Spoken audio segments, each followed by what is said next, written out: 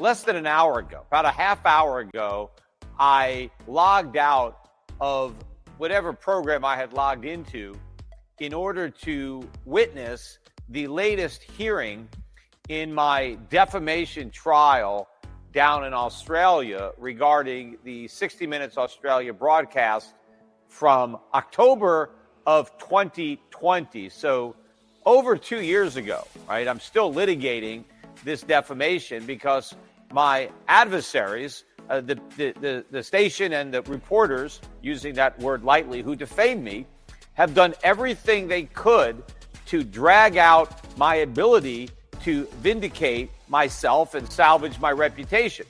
As I mentioned on my last podcast, the last time we had a hearing, the judge, my new judge, who replaced my original judge, who got promoted, threw out the 60 Minutes defense because it was incapable of proving truth and gave them a month to come up with a new defense. Now, they had already come up with 3 defenses, all of which were inadequate and rejected. And the fact that they even had 3 defenses shows you that they have no defense, because if they had a defense, they would have just, articulated it the first try. But they kept, grasping for straws because they had nothing. And of course, they never would admit they made a mistake. So they just keep digging themselves into this hole. So they had 30 days to come up with a defense. Well, today was the day they were supposed to be there to present the judge their 4th defense. And the 4th time was not the charm for 60 Minutes Australia, because their 4th defense is no defense. They basically dropped all of their defenses and admitted, without basically admitting it, but de facto it's an admission, that they have no evidence. They have nothing. They don't have a shred of evidence that's even capable of proving that I committed any of the 7 crimes that they accuse me of committing. Now, if they don't even have any evidence that you can argue in court, because we're not even going to have a trial on this anymore, because they don't even have enough evidence for a trial. And so if they don't have a single shred of possible evidence that I did anything wrong, why did they accuse me of doing all this stuff on national television without having a single piece of evidence that was even capable of backing up these accusations? Think about how unethical reporters would have to be to do something like that. I mean, first of all, for over a year, 60 Minutes, the reporters, Nick McKenzie, Charlotte Grieve, right, this group that I sued, for over a year, they lied and said they never defamed me.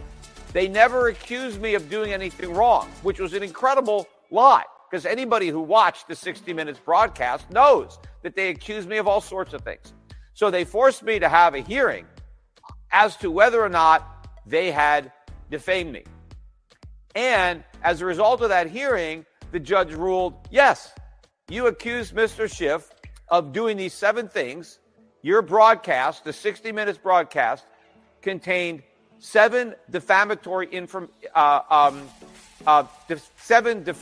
imputations about Mr. Schiff, all of which, were basically accusing him of being a criminal. So they're very serious imputations.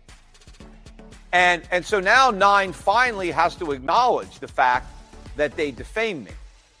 But then they came up with another lie, because they couldn't lie anymore about having defamed me. So now they lied that they could prove that everything that they had denied accusing me of, I actually did. But not only did they claim I was guilty of committing all these crimes, they actually had the proof that I was guilty. And so they have an opportunity to submit their defense. But their defense didn't actually contain any proof of anything. It was so weak that they didn't even get a chance to present their case in court, because they had nothing to even base a case on. And that's what we found out on today, for sure. So the defense is gone. So I basically have won the important part, I guess, of the defamation case, although not necessarily important from a compensation aspect, because what is yet to be determined are my damages. Yes, they defamed me. They accused me of committing 7 crimes without having any evidence that I committed any of those crimes. And of course, had I committed any of those crimes, why would I be walking around a free man?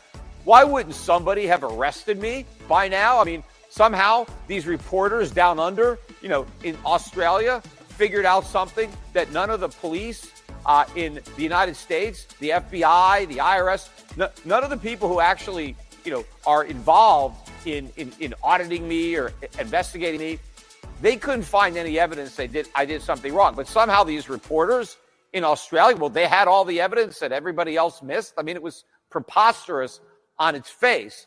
But I now have to try to prove damages, which of course is the most important part now of the case. What are my damages? But now, here is the next lie that these guys are telling. It really is incredible that you can have such unethical behavior, right, on the part of what are supposed to be legitimate, journalists, which they're not. They're now saying that even though they defamed me, even though they accused me of committing all these crimes, it shouldn't matter because I'm a criminal anyway. My reputation was so bad, according to 60 Minutes, before they accused me of committing these crimes, that accusing me of these crimes didn't actually damage me because I'm such a bad guy. My reputation is already horrible. You can't ruin a reputation that's already bad. Now, what is their new evidence of my bad reputation? Well, most of it are my podcasts, the podcasts I'm doing now. They are saying that the stuff that I say on my podcast is so bad and my reputation has already been ruined by me. I've already ruined my own reputation. And so there's nothing they can say that would make it any worse. This is what these guys are saying. Now, what is it about my podcasts that 60 Minutes Australia finds so offensive that it amounts to criminal behavior? Well, it has to do with my defense of the U.S. Constitution and my criticism of laws and regulations that I think violate the U.S. Constitution and, violate individual liberty and freedom. Now, what that has to do with Australia, because I don't really know much about the Australian Constitution, and this is all about, Australia, and, did I encourage and facilitate tax evasion and money laundering in Australia? Because I didn't even have any American customers at my bank. So clearly, what was going on with my bank had nothing to do with Americans because there were no American customers there. But think about that. Because I am not a socialist, I don't believe in big government. I believe in individual liberty and the rule of law. That makes me a criminal. And some of the specific things that they are calling me out for, and I'm not making this stuff up. One of it is that I oppose the Patriot Act, right? Oh, he opposes the Patriot Act.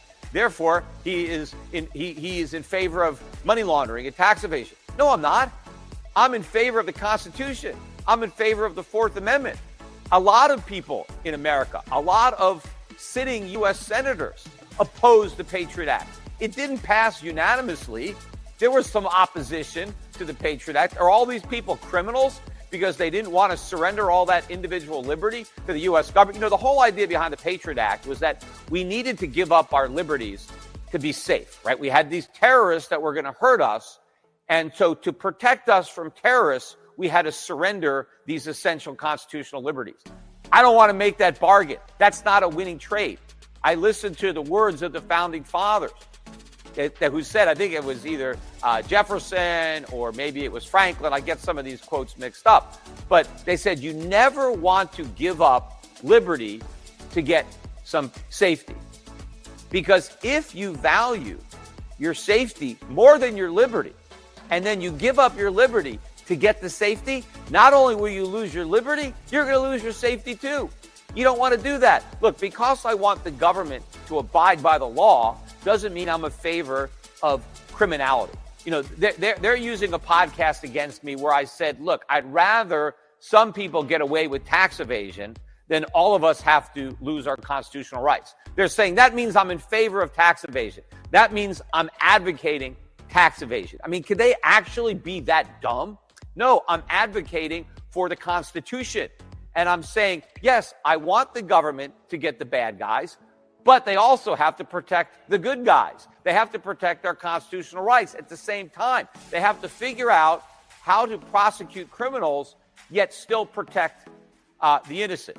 And that is the whole basis of the entire American legal system. It's built around that. I'll talk a little bit more about that on the other side of this break and then get into more interesting things that happen in the market.